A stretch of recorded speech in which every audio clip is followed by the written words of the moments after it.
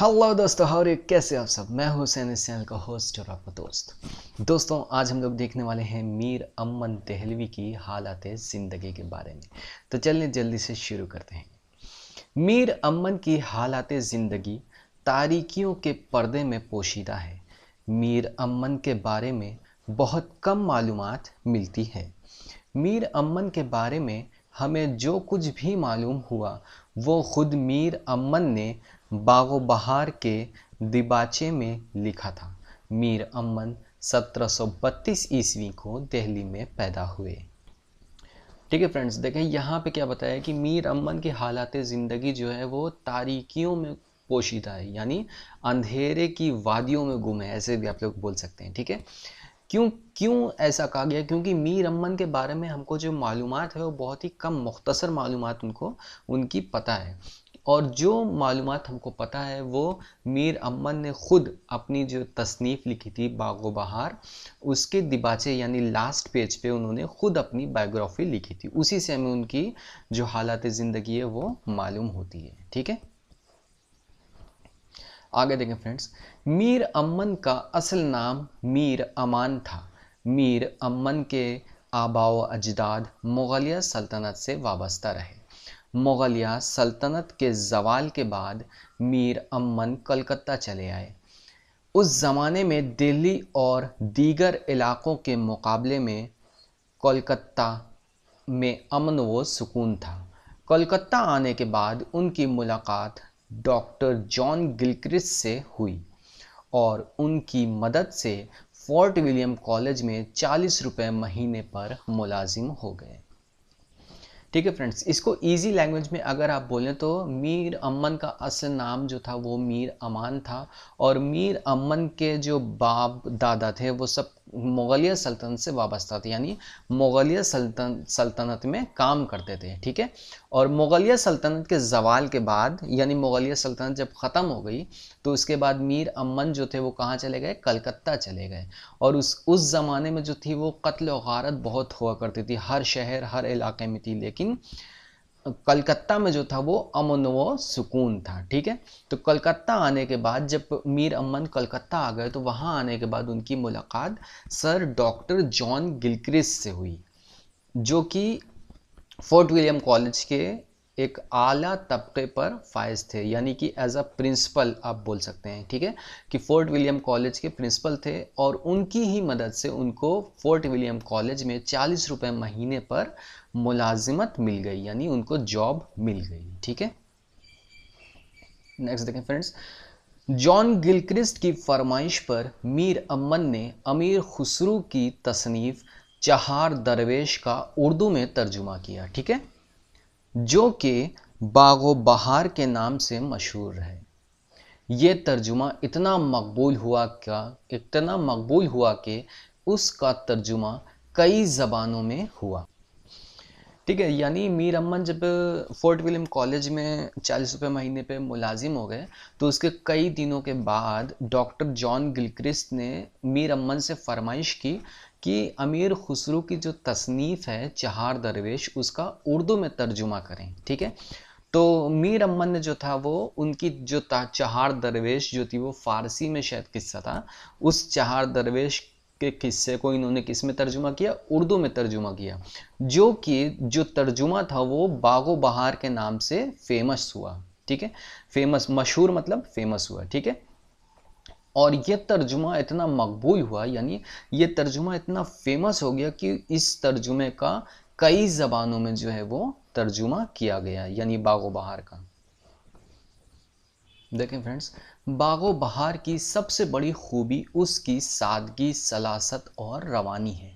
उसकी मंजरकशी और किरदार निगारी बेमिसाल है। हर किरदार अपनी नई खूबी का हामिल है। बहादुरी, शुजाअत, सखावत, नेकी, किरदार निगारी की खूबियाँ हैं। ठीक है, यानी ये सब खूबियों की वजह से बागो बहार जो है वो इतनी फेमस है। ठीक है, अब आइए देखते हैं फ्रेंड्स असलूब बयान, यानी उनके लिखने का ढंग कैसा था। ठीक है, यानी शायरी की खूसूसियत भी हम लोग बोल सकते हैं। ठीक है, तो मीर अमन के लिखने का तरीका उनके दौर के लिखने वालों से मुख्तलिफ था। ठीक है। देखें फ्रेंड्स, मीर अमन ने आसान और सादा ज़बान का इस्तेमाल किया है। मीर अमन ने हिंदी के अल्फाज, कहावत और मुहावरों का इस्तेमाल करके ज़बान में और निखार पैदा कर दिया। ठीक है, यानी मीर अमन के लिखने का तरीका जो था उस दौर में, यानी मीर अमन के ज़माने में जो लिखने वाले थे उनसे मुख्तलिफ था मीर अमन का लिखने का तरीका। ठीक है, और मीर अमन ने अपनी शायरी में, अपनी तसनीफ़ में आसान और सादा ज़बान इस्तेमाल की है, और साथ ही साथ मीर अमन ने हिंदी अल्फाज का भी इस्तेमाल किया जिसमें कहावत और मुहावरे मौजूद हैं, और इनके इस्तेमाल से क्या हुआ कि ज़बान में और निखार पैदा हो गया, शगुफ्तगी पैदा हो गई। ठीक है, आगे देखें फ्रेंड्स, मंजर कशी और मंजर निगारी में मीर अमन को महारत हासिल थी। मंजर कशी ऐसी थी कि पढ़ने वाले को ऐसा लगता था कि सारे मंजर को वो अपनी आँखों से देख रहा है। ठीक है, यानी मीर अमन को जो थी वो मंजर कशी और मंजर निगारी में जो थी वो मकबूलियत हासिल थी। ठीक है, और मंजर कशी और मंजर निगारी ऐसी करते थे कि क़ारीन यानी पढ़ने वाला, उस टाइम पे बुक्स हुआ करती थी ना, तो बुक्स से आदमी पढ़ता था ना, जैसे नॉवेल होती थी, तो नॉवेल जब कोई पढ़ता था तो ऐसा लगता था कि जो किरदार वो पढ़ रहा है वो उसकी आंखों के सामने से एकदम गुजर रहा है, यानी वो फेस टू फेस उस चीज़ों को देख रहा है। ठीक है,